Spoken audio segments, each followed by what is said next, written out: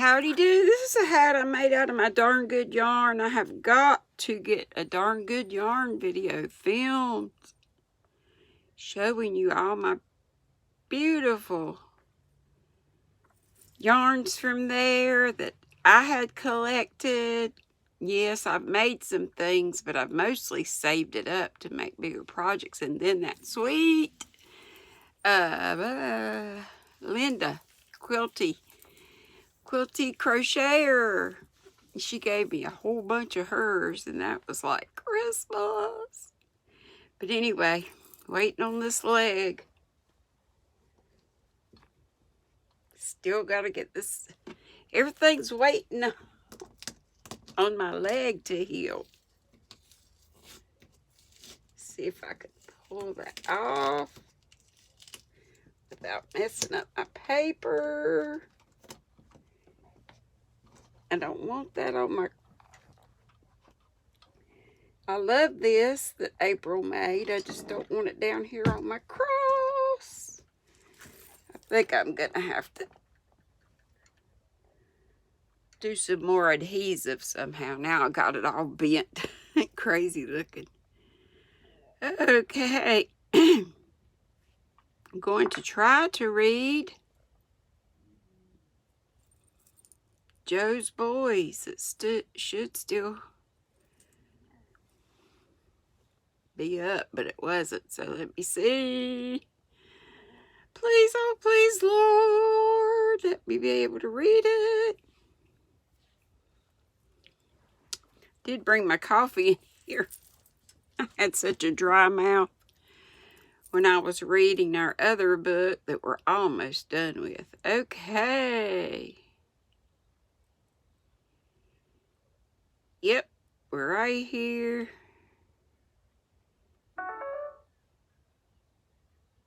Don't go away. If I touch something just the wrong way, I don't know what happens.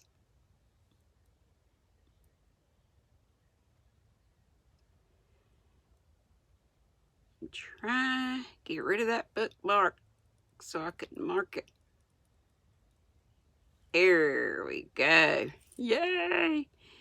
Nan talked on as a vent for the hidden emotions which professional pride would not allow her to show.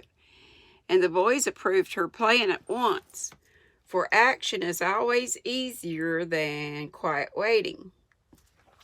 Make sure my volume's up. There we go. Waiting. Ted went staggering away to wash his face at the pump and rub some color into his cheeks before he harnessed the horse. Rob lay tranquilly on the hay, looking up at the swallows again as he lived through some very memorable moments. Boy as he was, the thought of death coming suddenly to him, and in this way, might well make him sober, for it's a very solemn thing to be arrested in the midst of a busy life by the possibility of the great change. There were no sins to be repented of, few faults, and many happy, dutiful years to remember with infinite comfort. So Rob had no fears to daunt him, no regrets to sadden, and best of all, a very strong and simple piety to sustain and cheer him. Mein Vader was his first thought, for Rob was very near the professor's heart, which means my father, I'm pretty sure.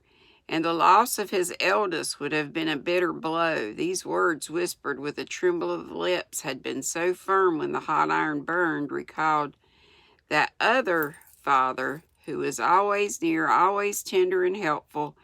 And folding his hands, Rob said the heartiest little prayer he ever prayed, there on the hay, to the soft twitter of the brooding birds. It did him good, and wisely laying all his fear and doubt and trouble in God's hand, the boy felt ready for whatever was to come, and from that hour kept steadily before him the one duty that was plain, to be brave and cheerful, keep silent, and hope for the best. Nan stole her hat and left a note on Daisy's pincushion saying she had taken the boys to drive and would be out of the way. Now, what did I do with that?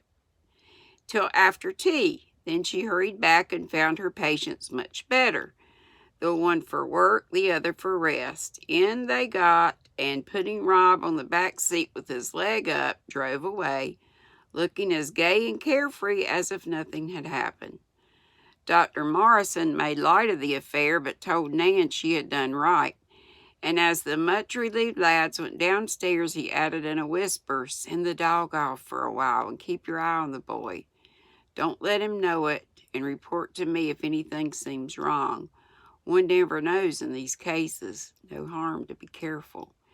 Nan nodded, and feeling much relieved now that the responsibility was off her shoulders, took the lads to Dr. Watkins, who promised to come out later and examine Don, the dog. A merry tea at Nan's house, which was kept open for all summer, did them good, and by the time they got home in the cool of the evening, no sign of the panic remained but Ted's heavy eyes and a slight limp when Rob walked. As the guests were still chattering on the front piazza, they retired to the back, and Ted soothed his remorseful soul by swinging Rob in the hammock, while Nan told stories till the dog man arrived. He said Don was a little under the weather, but no more mad than the gray kitten that purred round his legs while the examination went on, so that's great. He wants his master and feels the heat. Fed too well, perhaps. I'll keep him a few weeks and send him home all right, said Dr. Watkins, as Don laid his great head on his hand and kept his intelligent eyes on his face, evidently feeling that the man understood his trials and knew what to do for him. So Don departed without a murmur, and our three conspirators took counsel together how to spare the family all anxiety and give Rob the rest his leg demanded. Fortunately, he always spent many hours in his little study, so he could lie on the sofa with a book in his hand as long as he liked, without exciting any remark.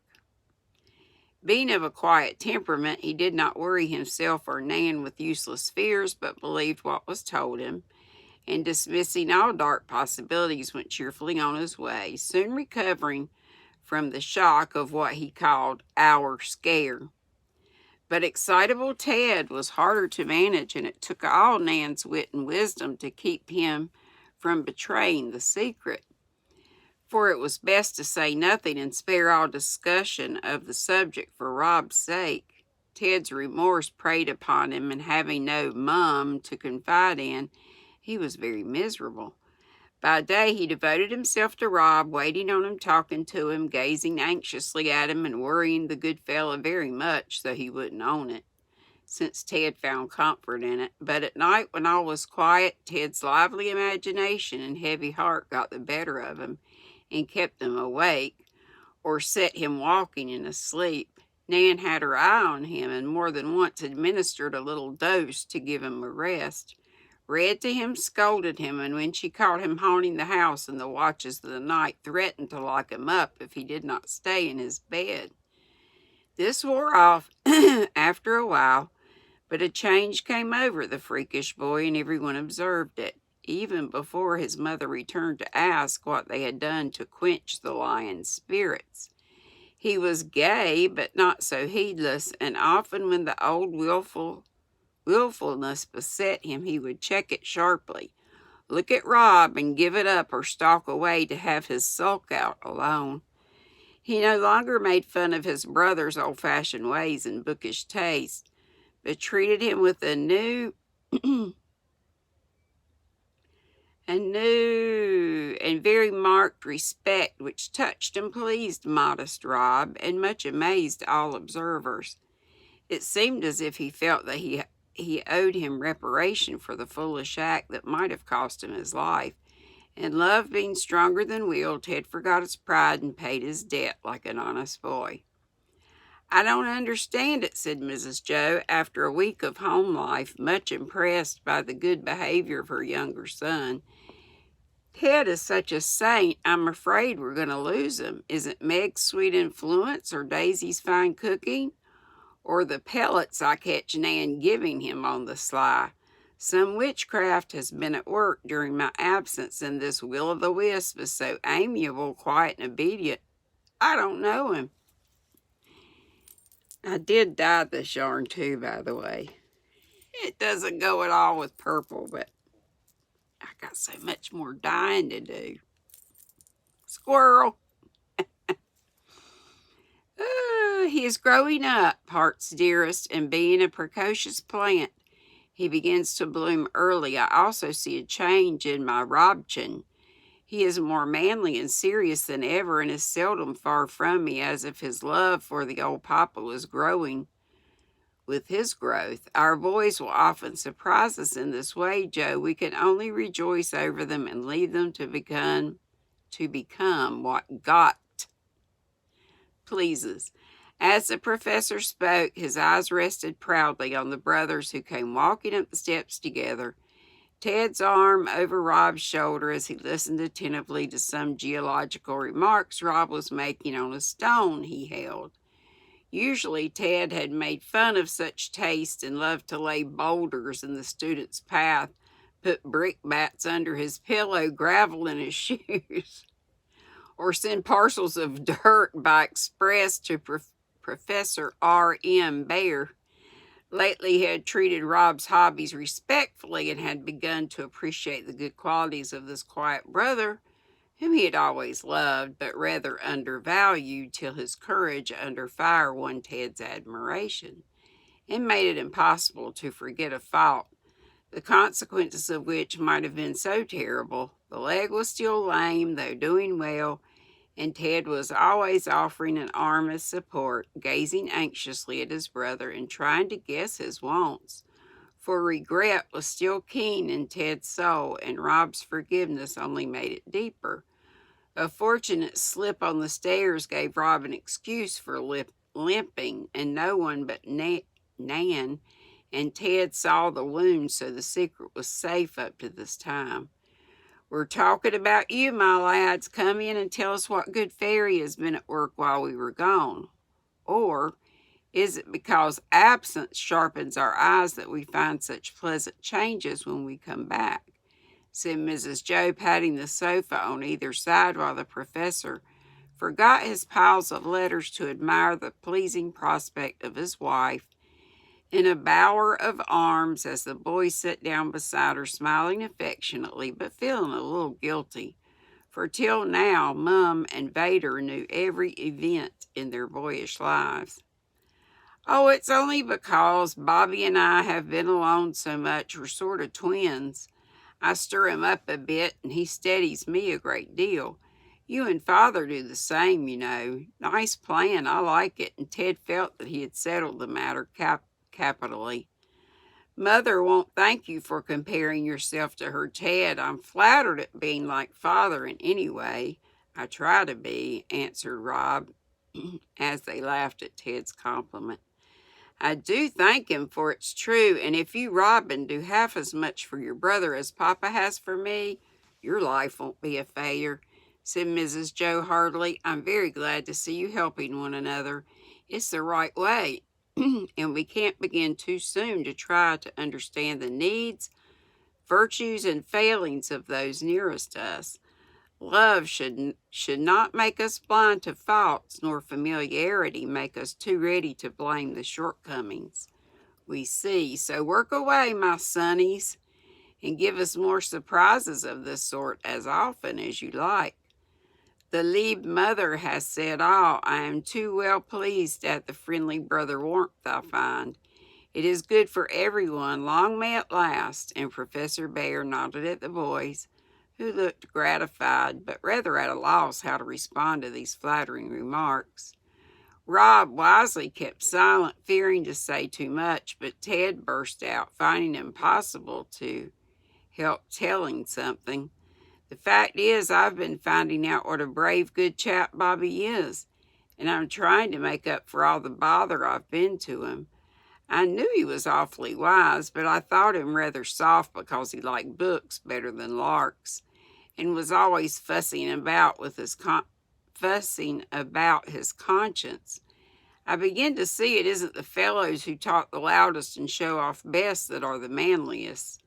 No, sir, quiet old Bob is a hero and a trump, and I'm proud of him. So would you be if you knew all about it." Here a look from Rob brought Ted up with a round turn. He stopped short, grew red, and clapped his hands over on his mouth in dismay. "Well, are we not to know all about it?" asked Mrs. Joe quickly, for her sharp eye saw signs of danger, and her maternal heart felt that something had come between her and her sons. "Boys," she went on solemnly, "I suspect the change we talk about is not altogether the effect of growing up, as we say. It strikes me that Ted has been in mischief, and Rob has got him out of some scrape. Hence the lovely mood of my bad boy and the sober one of my conscientious son, who never hides anything from his mother." Rob was as red as Ted now, but after a moment's hesitation he looked up and answered with an air of relief. "Yes, Mother, that's it, but it's all over and no harm done, and I think we'd better let it be for a while at least. I did feel guilty to keep anything from you, but now you know so much, I shall not worry, and you need neither. Ted's sorry. I don't mind. It has done us both good." Mrs. Joe looked at Ted, who winked hard but bore the look like a man. Then she turned to Rob, who smiled at her so cheerfully that she felt reassured. But something in his face struck her, and she saw what it was that made him seem older, graver, yet more lovable than ever. It was the look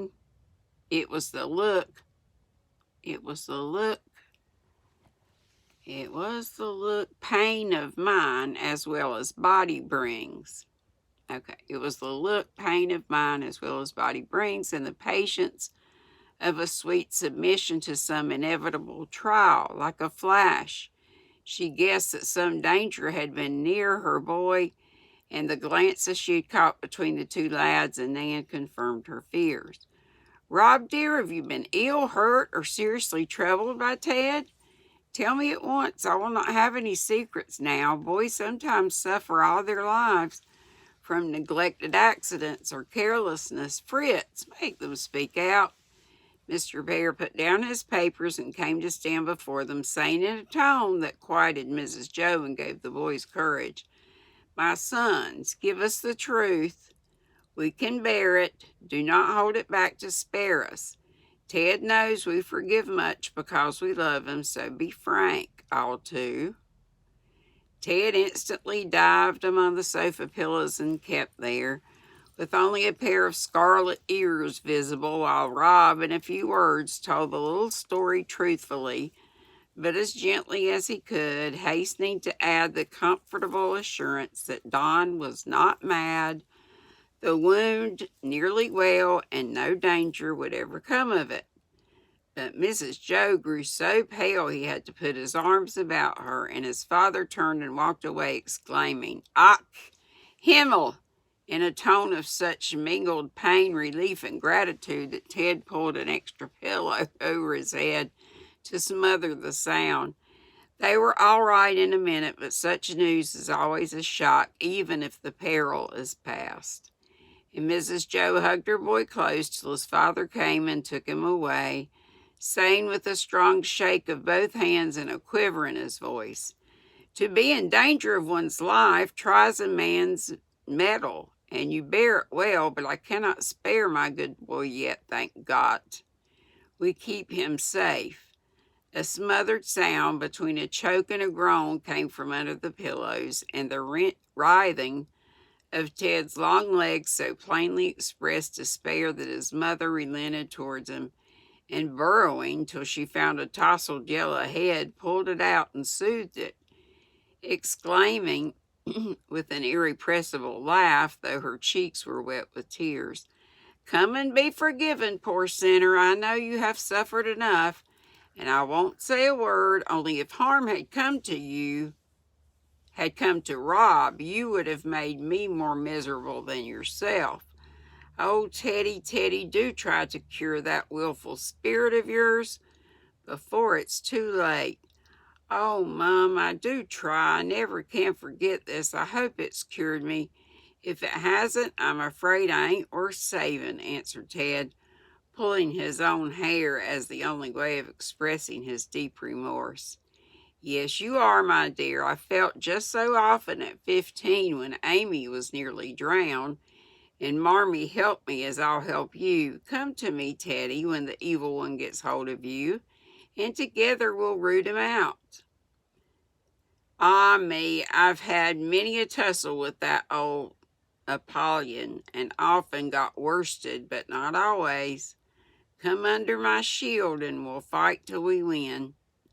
No one spoke for a moment as Ted and his mother laughed and cried in one handkerchief, and Rob stood with his father's arm round him, so happy that all was told and forgiven, though never to be forgotten. For such experiences do one good and knit hearts that love more closely together. Presently Ted rose straight up, and going to his father and bravely and humbly, "I ought to be punished. Please do it. But first say you forgive me, as Rob does." "Always that, mine son. 70 times 7, if needs be," like in the Bible. "Else I am not worthy the name you give me. The punishment has come. I can give no greater.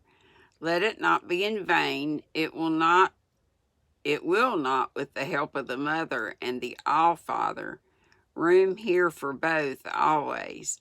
The good professor opened his arms and embraced his boys like a true German, not ashamed to express by gesture or by word the fatherly emotions an American would have compressed with a slap on the shoulder and a brief, "All right." Mrs. Joe sat and enjoyed the prospect like a romantic soul as she was, and then they had a quiet talk together, saying freely all that was in their hearts, and finding much comfort in the confidence which comes when love casts out fear. It was agreed that nothing be said except to Nan, who was to be thanked and rewarded for her courage, discretion, and fidelity. I always knew that girl had the making of a fine woman in her, and this proves it. No panics and shrieks and faintings and fuss, but calm sense and energetic skill. "Dear child, what can I give or do to show my gratitude?" said Mrs. Joe enthusiastically. "Make Tom clear out and leave her in peace," suggested Ted, almost himself again, though a pensive haze still particularly obscured his native gaiety. "Yes, do. He frets her like a mosquito. She forbade him to come here while she stayed, and packed him off with Demi. I like old Tom, but he's a regular noodle about Nan," added Rob, as he went away to help his father with the accumulated letters. A noodle. "I'll do it," said Mrs. Joe decidedly. "That girl's career shall not be hampered by a foolish boy's fancy. In a moment of weariness she may give in, and then it's all over. Wiser women have done so and regretted it all their lives. Nan shall earn her place first and prove that she can fill it. Then she may marry if she likes and can find a man worthy of her." But Mrs. Joe's help was not needed, for love and gratitude can work miracles, and when young beauty, accident, and photography are added, success is sure, and was proved in the case of the unsuspecting but too susceptible Thomas. The end of chapter 7. In the next chapter, 8, is called Josie Plays Mermaid. Thank goodness I got through that without getting cut off. Be sweet, don't be ugly. Love to you all. No live today as it's Tuesday, but sorry, I'm been taking my leg off the chair. It's getting better. See you tomorrow at 5. Bye-bye. Love you.